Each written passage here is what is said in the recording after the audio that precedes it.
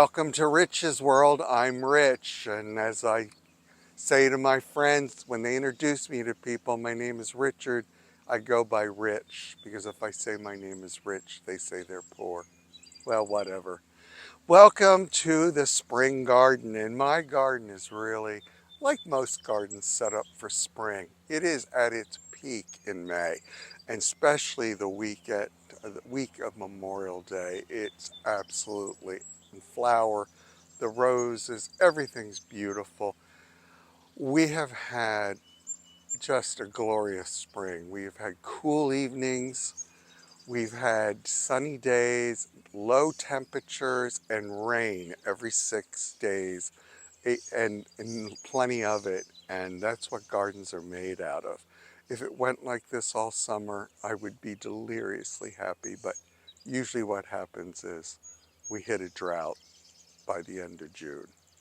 So what you're looking at now is the downslide from Memorial Day, where the roses are starting to look like they've been rained on.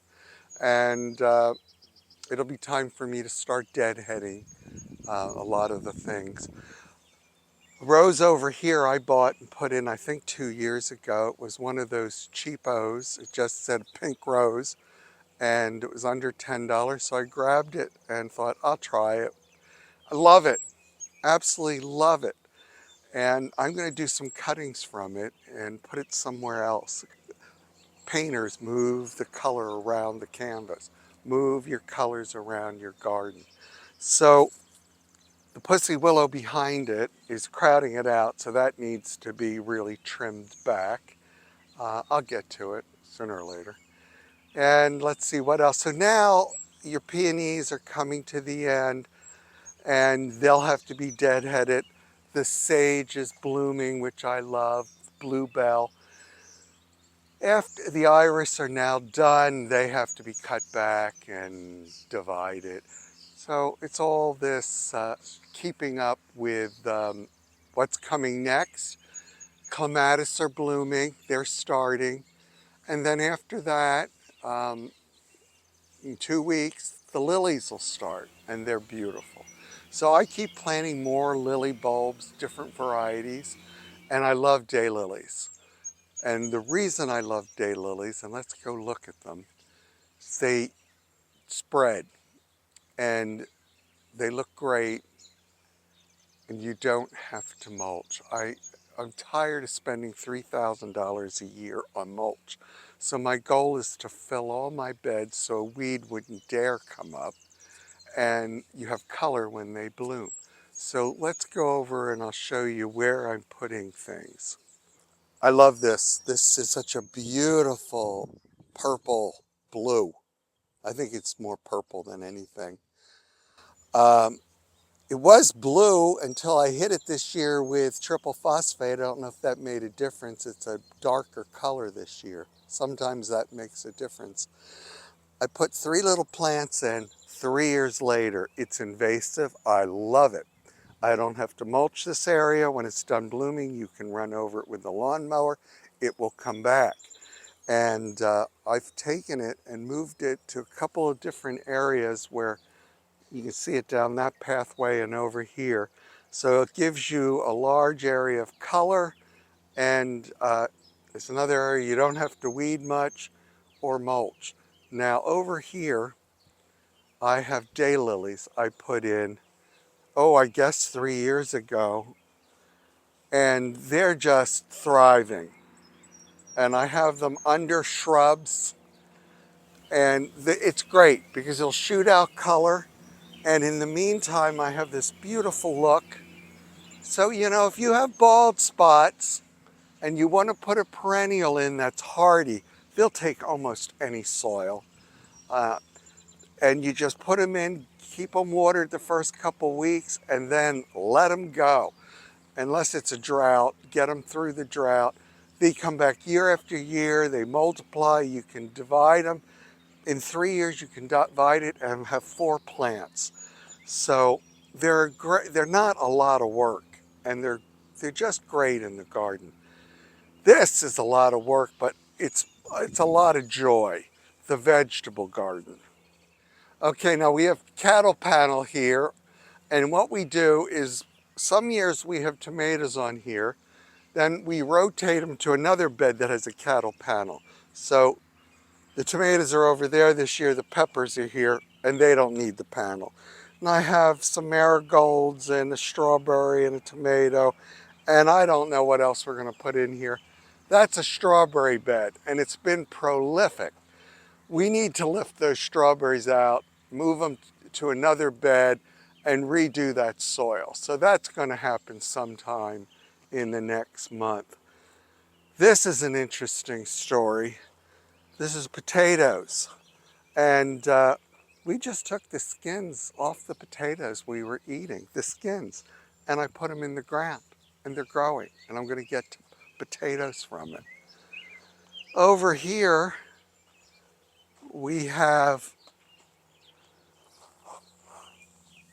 a asparagus. It's thick and it's purple, but you know what? It is the most tender.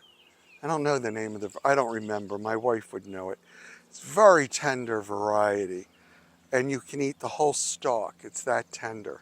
She's letting it go to seed now. I think she's pretty much got what she wanted out of it. Let's see. Now she has her walking onions over here, and I slap marigolds in between things. And we have more potatoes over there, tomatoes, peas, string beans. And then around the edges, I have like pumpkin plants and mostly flowers. That rose was absolutely beautiful last week. The rain did it in, and it will not bloom again till next spring. It was just one big fountain of these beautiful pink roses. I put delphiniums in next to it, and that's about it in here. So these beds, we kind of try to rotate them and take some of the soil out and put new soil in. And I just love this garden. I love to come out here and sit out here. People say to me all the time, oh, I would sit and read. Sit and read. This garden's too big to sit and read. This garden's all about working in it and hiring people to work in it. You might want to think about that when you put your garden in. How much work do you want to do? Which I think I tell you all the time. But anyway, I love this garden. I love to sit out here in the evenings and the mornings and listen to the birds, do a little something and sit. This is the place I sit. The rest of the garden, I kind of work in and walk through. Come this way. Okay, this pergola was built last summer, and this vine was already there, but I'm letting it go over, and it's doing really well. So I planted an American wisteria, which is very slow growing, so you're not pruning it all the time. And I think I'm just gonna let it take the corner of this. And let me tell you, it's gonna take about 4 years to get it up there. So we put it in there, and I think the blue is gonna be pretty with the pink. You know, when you're doing your garden, you wanna think of the whole garden, but you also wanna take areas and do vignettes, like little photos. You want to say, well, you know, I think I'll put this blue in next to this pink. It'll bloom at the same time. Boy, this needs, I'll be deadheading this today. And deadheading the peonies. The rain, as much as the rain is great for watering everything, it's also does your flowers in. These are lilies, and they are beautiful. They're Turk's head. They hang upside down. This is the last year they can be here. They're going to have to be dug up and moved. They're not getting enough sun since I built this. So, okay. I have to figure out what I'm putting in here. My problem is rabbits.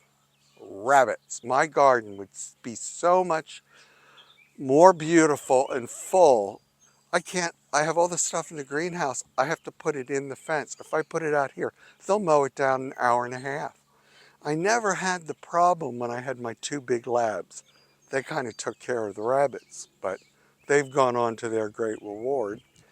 And I have rabbits, so I guess friend of mine said, I'll come over and shoot them all. Anyway, so I've been planting perennials and things they don't like to eat, because I would put pumpkin plants in here. I would put sunflowers in here. It isn't happening unless I put some kind of cage around it. And that makes everything more complicated. Now, if I had them, I guess I need to build something or buy something, because once you get it to a certain height, the rabbits will let it alone. The sage, which we talk about all the time, this is regular kitchen herb sage, and it comes back year after year. I love the smell, I love the look. I'm really happy with that. Over here, I planted some new things this week.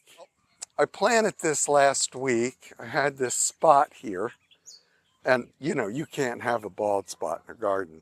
I put in another pink double knockout rose because they're less work. And I had a patch of this.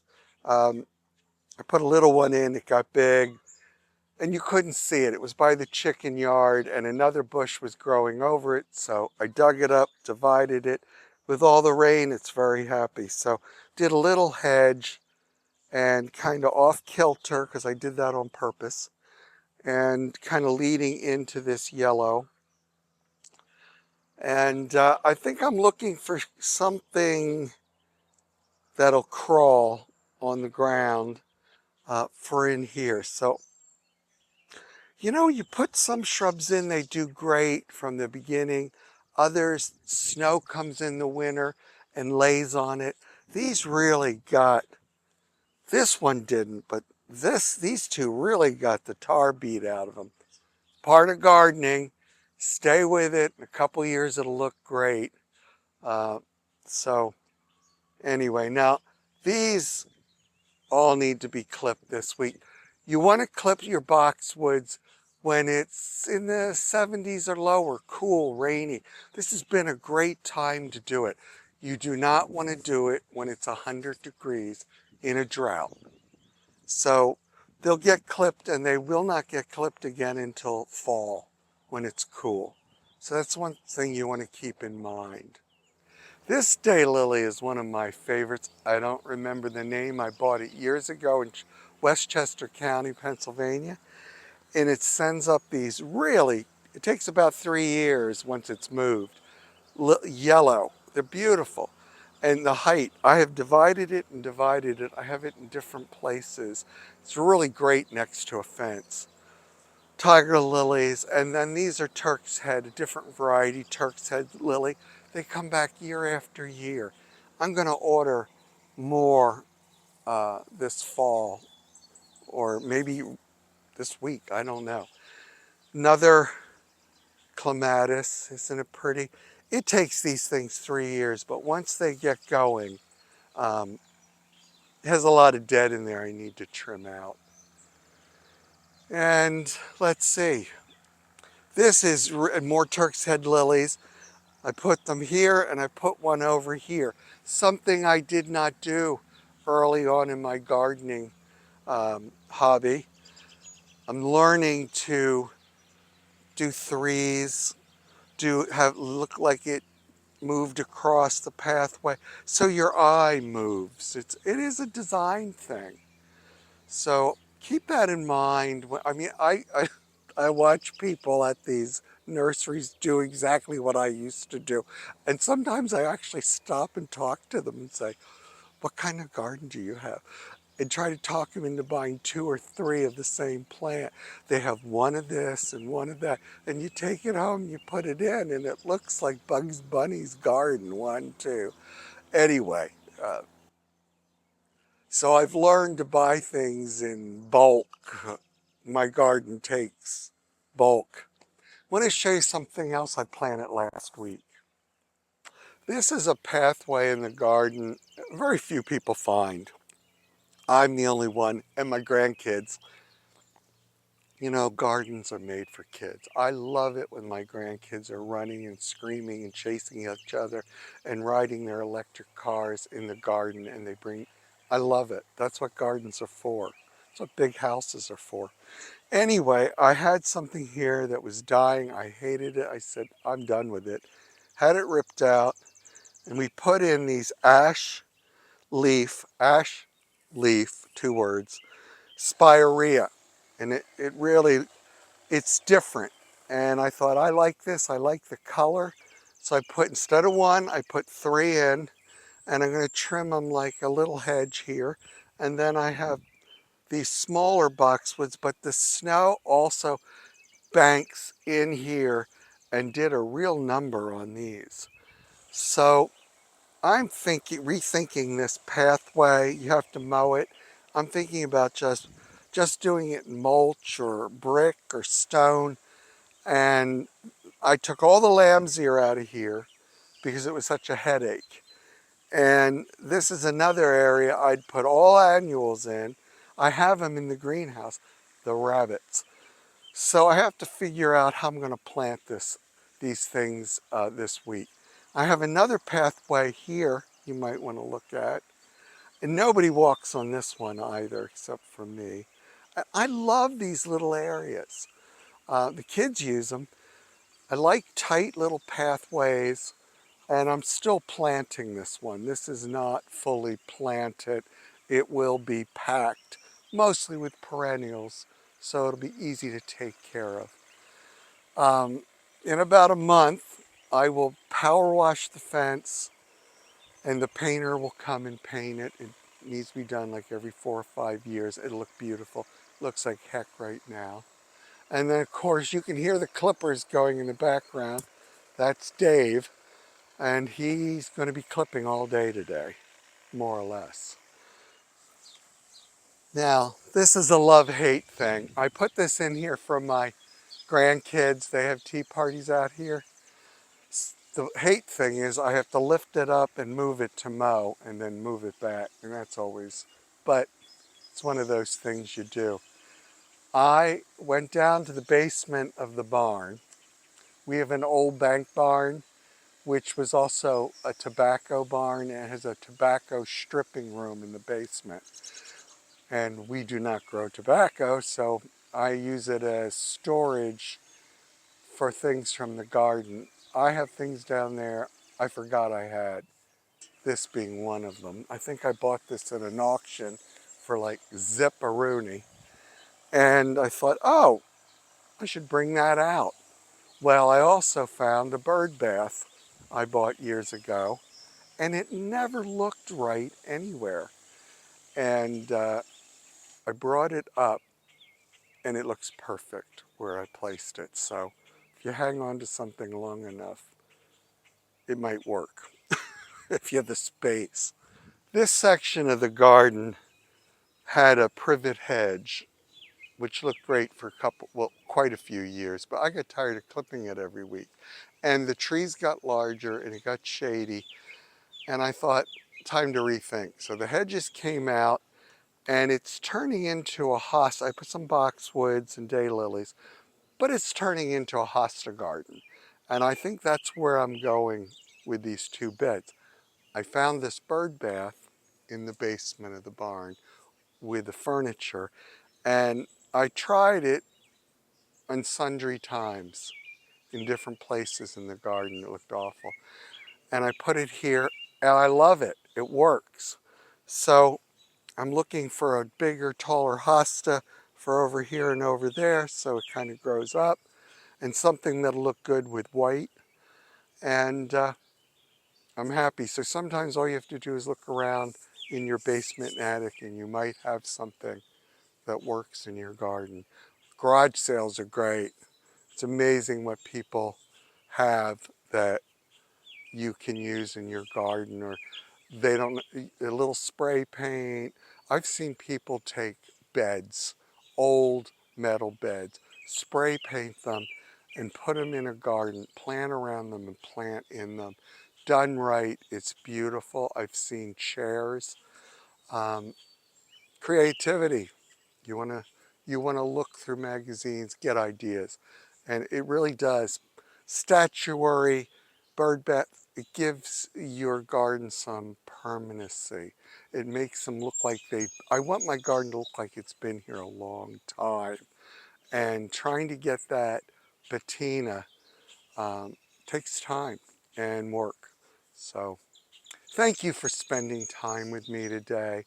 It's always a pleasure. Don't be afraid to hit the subscribe button. And hopefully we'll see you next time. Have a great day. Be blessed.